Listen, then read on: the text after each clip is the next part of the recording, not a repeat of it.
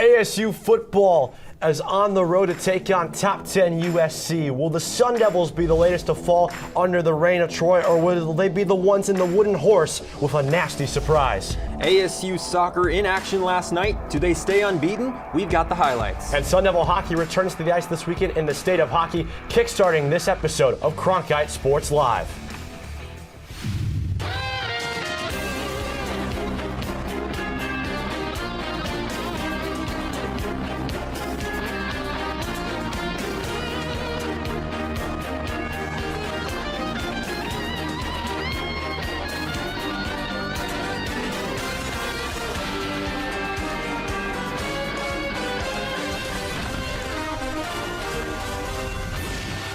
Fridays are awesome. Welcome to another edition of Cronkite Sports Live, everyone. Thanks for being with us here in Studio 6. I'm Kevin Malater, joined by Jonah Krell, who's making his debut at the desk today. Jonah, what's up, big fella? I'm good, Kevin. Besides getting stuck in the elevator on my way over here, smooth sailing. Well, funny you should mention that, because we're going to talk about a lack of upward momentum. Arizona State's football program is a prime example of that. Sean Aguano's debut didn't go as planned, but unlike you, Jonah, the Arizona State interim head coach refused to stay stuck in the moment. Here's how his Sun Devils are planning on moving forward. I thought all of our coaches brought their families and kids and spent time with our kids in here to also know that when things don't go right, we're all here for you. And then, of course, we want the celebration part, and everybody celebrates, but with our closest family. And that's the biggest thing that I'm trying to promote with our kids. I love their fight. I love what they're going to give me, and I want to make sure that they know that they're supported from outside and our coaches' families and everybody else. So it was a great thing that we did on a training table. There are about 170 people in that area, and we shared a dinner for about 45 minutes.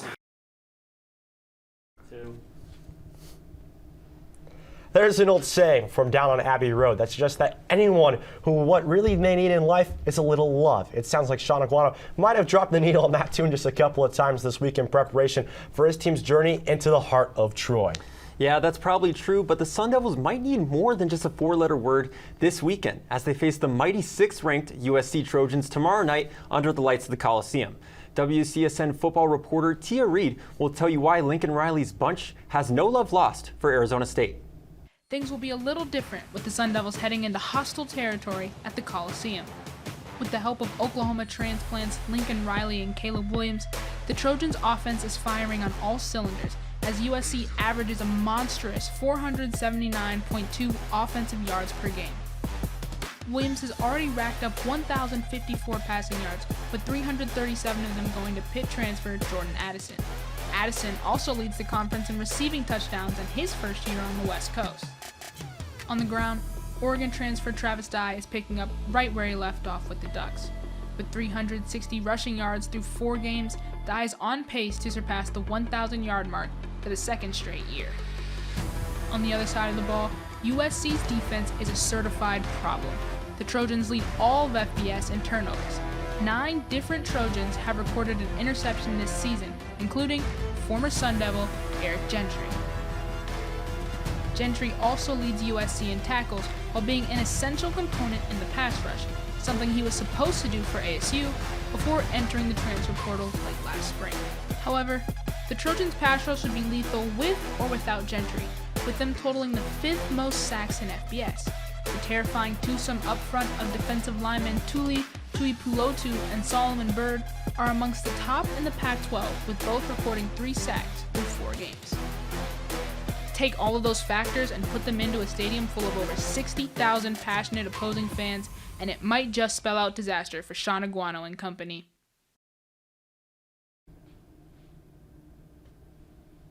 Thanks, Tia. There's no doubt that USC will be one of ASU's toughest opponents of the year. What can the Sun Devils do to compete? Well, our Matt Venezia and Jack Pearson are in La La Land with the answers. Thanks, guys. Yeah, I'm here at Disneyland trying to have some fun before tomorrow night's kickoff at the Coliseum. The Sun Devils are tasked with their second-ranked opponent in 3 weeks, and if ASU has any chance to bounce back from last week's ugly loss, it's going to come down to their star players showing up. And one of those guys is Emory Jones, a former 4-star recruit, a transfer from Florida, a former starting quarterback in the SEC, and quite frankly, the Sun Devils haven't quite gotten what they were expecting from Emory while he's been in Tempe so far this season. It looks like he's been handcuffed to a playbook that truly isn't allowing him to show off his dual threat ability. And when we talked to Emory and offensive coordinator Glenn Thomas on the day that Emory was announced as starter, both guys said it would be a combination of Florida plays into an ASU playbook that would really allow Emory to exceed this season, and it just seems like that hasn't been the case. If the Sun Devils want any hopes of coming out of the Coliseum with a win, they're going to need Emory and this offense to step up to levels that we have not yet seen this season. Yeah, Matt, I hope you're enjoying your day at Disneyland. Meanwhile, I'm here at Newport Harbor, right outside Newport Beach, and it's a little bit cooler than I expected.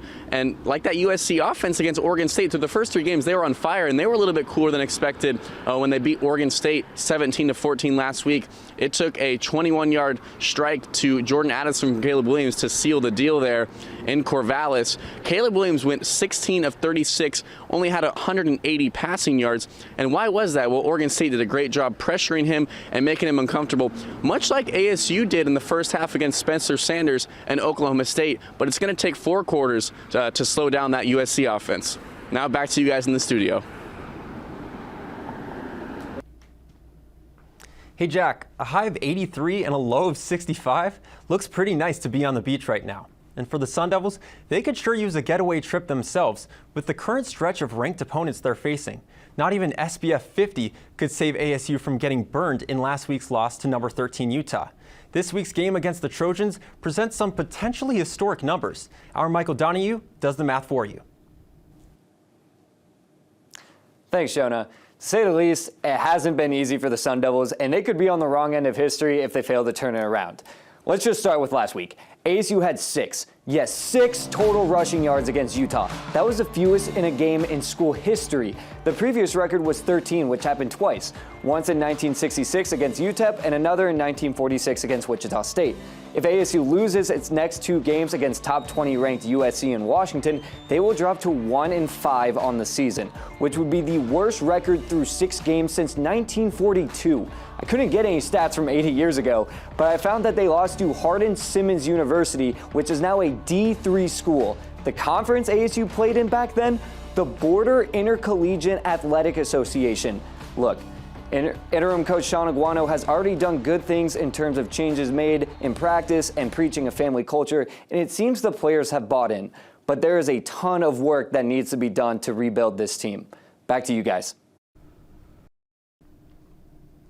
Yeah, Michael, for sure, without a doubt, has been a bumpy takeoff for the Sun Devils on the football field. Different story for their football and counterparts across Royal Road. The ASU women's soccer team dusted up with Cal last night, and we've got the highlights for you right now. Conference home opener for the Sun Devils student section in attendance and fired up for it. Let's start off in the 10th minute of this one. Cal gets a penalty kick, and Keely Roy converts to the back of the net for her team-leading 5th goal of the season. It gives Cal an early 1-0 lead. We'll go to the 22nd minute now. Nicole Douglas in a battle of multiple Cal defenders. She will draw a foul just outside the box. And what does that do? It sets up an Alexiel Delgado free kick just outside of it. A beautiful finish from her to even out the match at 1-1 and really change the momentum in the course of this one. Now we'll fast forward about 50 minutes later. Look at this pass from Alexiel Delgado to her roommate Ava Van Dersen, who tucks it in the back corner of the net from just outside the box. A beautiful finish to tie the match, or excuse me, to give ASU a 2-1 lead. They would hang on to that lead for the final 18 minutes of the match and go to their first 2-0 start in conference play since 08. I don't think we played our best soccer today. I think we are a better team than we might have demonstrated technically and tactically today. I think we're better than that. However, I don't think you're going to find too many teams that have run and put in so much grit and determination as we did tonight. So not necessarily pleased with the performance, but exceptionally pleased with the grinding and the work ethic that the players showed. And that showed that we've got a high character team, and I'm really proud of that side of the game. And Alexiel Delgado and Ava Van Dersen both found the back of the net on Thursday night's contest against California. And it's only taken 8 games for them to each smash their single-season career highs in that category. And over the last 2 matchups, the duo has been exceptional, scoring all 5 Sun Devil goals, which was highlighted by an Ava Van Dersen double last weekend on the road in Boulder against the Colorado Buffaloes. Remember the blaring speakers, the dancing and cheering players? Yep, those are the vibes. They are immaculate, and they're at Club Farrington, where the Sun Devils are already back in action. ASU takes on its first opponent of the fall season tonight. And WCSN softball reporter Riley Swenson is now at Farrington with what to expect. Thanks, guys. Yeah, I'm out here at Farrington Stadium, where if you look behind me, not a whole lot going on right now. But come 6 p.m. tonight, ASU will have their second game of their fall schedule. Last week they played in the first game of their Maroon and Gold series, where they play against each other. Well, this week coming in will be South Mountain Community College. And it'll be a chance for the transfers as well as the returners to show what they can do against opponents that aren't themselves. We talked last week about those transfers, so tonight will be their first chance to mesh together and see how that all fits into place. We'll also get to see how first-year head coach Megan Bartlett manages a lineup as well as the arms in the circle. I will be here all night with the coverage, so stay tuned to the Cronkite Sports Twitter. And with that, I'll send it back to you guys in the studio. A lot of new faces to see in action for sure, Riley, and you can check them all out at 6 p.m. Mountain Standard Time tonight. From an exhibition game to the start of a regular season, ASU hockey just held their official media day earlier this week. Here's Ethan Tuttle with a report from Tuesday and how ASU is preparing for a gauntlet of a schedule. ASU hockey is back in action for the first time this season this weekend up in Duluth, Minnesota. But earlier this week, media got the chance to catch up with a number of leaders on the roster. One of them, sophomore captain Josh Doan. Doan was one of the team's leading scorers last season and has taken a much bigger leap as a leader for the team in the offseason. His size and speed make him dangerous, and it's a skill he expects the entire team to adopt this season.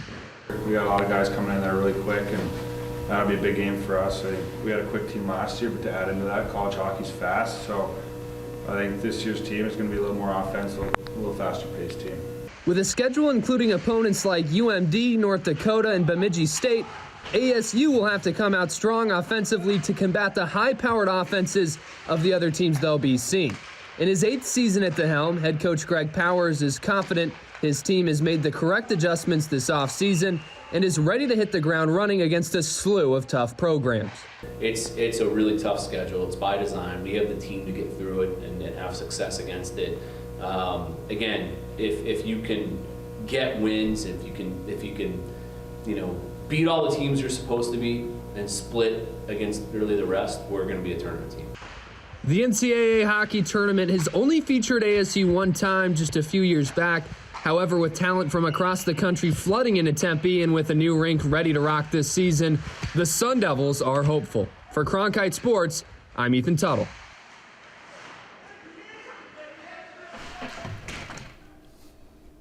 Like you said, Ethan, college hockey is back as the Arizona State will travel to Duluth, Minnesota to take on UMD in a 2-game series beginning Saturday afternoon. To help us dissect this important matchup, we bring in WCSN hockey reporter Eric Liston. Eric, Minnesota Duluth comes in as the 5th-ranked team in the country according to the major preseason polls. Who are some of the names that Sun Devil fans should be on the lookout for on that UMD roster? Well, Kevin, this UMD roster is going to be stacked. They returned 2 of their 4 top goal scorers last year, with junior Blake Biondi, who had 17 goals and 11 assists, and 5th-year captain Tanner Lodkey, who had 10 goals.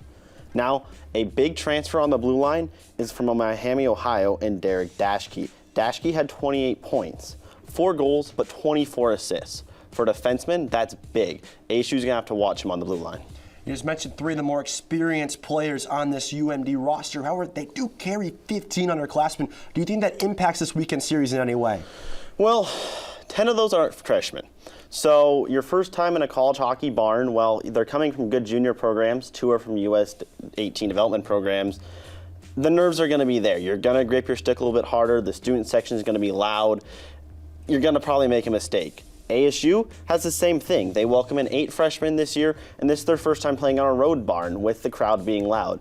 It's going to be the team that can limit the mistakes and capitalize on the team mistakes that can do really well this weekend. You just mentioned limiting mistakes. Besides that, in a matchup between 2 sides that have never played each other before, what does Arizona State need to do in order to compete with one of the nation's best teams? Well, Kevin, head coach Greg Powers talked about their identity this week. He wants them to be a heavy, hard, and dangerous team. Play simple hockey, but play effective hockey. They're a skilled team, but they need to wear their other opponent down. That means skate a whole 200 feet, get pucks in deep, forecheck, backcheck, paycheck, get pucks on net, pucks on in deep, and just really wear your opponent down to let your skill show. You get your opponent tired, bring your skill, they'll do well this weekend. All right, Eric, we thank you so much for your time. We'll see how the Sun Devils fare in a prime opportunity to boost their NCAA tournament resume. While hockey is set to begin, ASU's cross-country season is nearing a close. The Sun Devils competed in their final regular season race this morning in the Dave Murray Invitational down in Tucson. ASU finished 4th in the women's 6K race and 2nd in the men's 8K race. The standout Sun Devil was junior Vinnie Mori, winning his 2nd straight race this season by 37 seconds and defending his individual win from last year's Invitational. ASU now has a few weeks off before heading back to Riverside, California on October 28th for the Pac-12 Championships.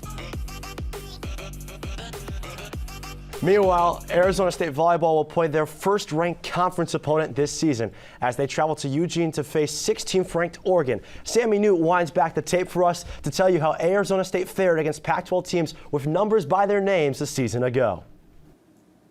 The Pac-12 has historically been known as one of the best volleyball conferences in the country, and last year was no different for Arizona State. Of their 20 matches against teams in the Conference of Champions, 10 of them were against ranked opponents. And throughout the 2021 season, it appeared that the Sun Devils played better against ranked opponents than they did against unranked ones. In the middle of last season, ASU routed off 3 straight ranked wins over number 14 UCLA, number 18 Utah, and number 15 Stanford. ASU was also competitive in their 7 ranked opponent losses, as 3 of them went to 5 sets. With their first ranked opponent coming up this Friday against number 16 Oregon, coming off a bad loss against unranked Colorado, the Sun Devils will see whether the trend of playing up or down to their opponents continues for the 2022 season. Kevin? Yeah, for sure. Time will tell if ASU volleyball will continue these trends against the Pac-12. From one Sammy to another, our Sammy Miller sat down with Amon Hasanovic, a staple of Sun Devil volleyball through thick and thin. We now go to Desert Financial Arena for an opportunity to get to know that senior outside hitter just a little more. Today I'm alongside ASU outside hitter Amon Hasanovic, who last year was named to the All Pac-12 team and continues to break records here at ASU. Amon, thank you so much for taking the time and sitting down with me today. Thank you for having me. It is your 4th year as a Sun Devil. You're finally a senior. How does it feel? Honestly, it feels surreal. Like every time when I come back from having the summer break and from just like being away home and just like resting, every time when I come back and I like greet the new class, I feel like I'm that like I'm the part of the new class too. So like although like my title says, oh, Amon Hasanovic, senior, like I still feel like a freshman. And during your 4 years, you've had head coach Sonia Tomasevic here with you. So how do you think she has helped you grow and develop not only as a player, but a person as well? Oh, I think she is like a very crucial part to my development, both personal, academic, and also like obviously on the volleyball court. Also, she is something, you know, like a piece of home away from home too, because, you know, going away so far away that Bosnia is from the United States, and having, you know, even though she's not Bosnian, she's close enough, she's from Serbia, and like so we kind of share the same language and like some also similar cultural things and stuff, so it was like we clicked right away as I came here, and I think she made my transition a lot better. I know how close you guys are, so how does it feel to be able to play with your sisters every single day? Oh my God, it's actually the spring season the spring off season that we had was my first off season, and I was like a junior / senior, you know, like going into that season. And I think that was an opportunity that would have helped us so much more like in the past, because of COVID we were really lacking that department of, you know, like developing our relationships and being able to bond, and because of all the restrictions that we had. But in the spring season we definitely developed that team culture that we wanted to, and that like a crucial part of our team culture is the bond that we have within a team, because I truly believe that when we are sticking together as a team and when we're working like one unit, then we can truly like play against any team. And a few weeks ago, in your reverse sweep win over Dayton, you hit that career mark, 1,000 career kills, which is unbelievable. So how did it feel to hit that milestone? Like I was like, oh my God, it would be so fun to get like 1,000 on my birthday. And then it ended up being like just a little bit short, like just a few points short. And then like coming into the Dayton game, I knew that it was like gonna happen, but honestly, the way how we started the game, which wasn't like the best, I was just like trying to focus on the game, and only by the end of the game, I was like, holy smokes, you know, it's happened. When you do finally say goodbye to the game of volleyball, what's next? What do you want to accomplish? Well, I definitely am looking forward to continuing my volleyball career after I finish my college career. I think that volleyball has brought me to places that I never could have imagined. Like if you asked, I don't know, a middle school or like high school, like freshman or sophomore year, Iman, that in a few years she was going to be like in Arizona, like I would be like, where is Arizona? And it brought me to a lot of places that helped me grow and fulfill my potential. So I am looking forward to how what I'm going to do with all the prep that I had at ASU. Well, thank you so much for your time. I really appreciate it, and I wish you and your teammates the best of luck this season. Thank you so much. Great stuff, Sammy. As Kevin said, Asanovich and the Sun Devils will take on the 16th ranked Oregon Ducks tonight at 6. But we keep it rolling with another Sun Devil sit down. Our Jack Bartlett had the chance to speak with ASU wrestling head coach Zeke Jones to find out the secrets behind the championship level program. We talked about this briefly, but in 2015, Michael Crow said, I said to Ray Anderson, either we're going to have a wrestling team that's going to compete for national championships, or we're not going to have a wrestling team. So you need to find the best person in the world to be our coach. Zeke Jones is our coach. What does that mean for the president of your alma mater to say that about you? Well, President Crow was a wrestler, you know, and I think it says a lot. It says that he cares. He cares about, you know, all the people on campus. I think about us, you know, he loves wrestling. You know, he wants to see us be successful. He cares about our men. He cares about my family. He wants to see true greatness. He texts me often. Him and I. And he has, 25,000 employees, 100 and some thousand students, and he texts me often, just, asking about the team, how things are going. So it's not just a man that wants to see, performance and do well. Of course he does, but he really truly cares about the people around the university, and he cares deeply about me and the program. And President Crow's a rock star, man. That guy wants us to be successful and has given us the tools to be it. And just to preface that, we don't have every single thing you need in mankind to be a championship program, but not every program has it. I think part of the success is having resources, but also going through the struggle to get to where you want to get with, things that are challenging. He has challenged us to be a championship team and to do it in a wise and efficient way, and we've been able to do it. Beat teams like Penn State that, have twice the budget, twice the everything, twice the amount of wrestlers that live in Pennsylvania that does Arizona, but we still have what we need to win, and it's a man like him that gives us the opportunity.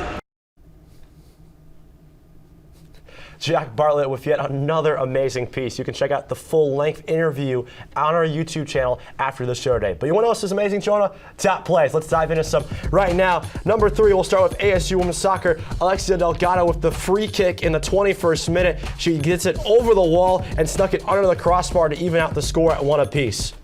More soccer at number 2, ASU versus Colorado, and Ava Van Dersen strikes from distance, and that's a goal with 3 seconds left. The ref said it just got over the line, and ASU beats the Buffs 3-2.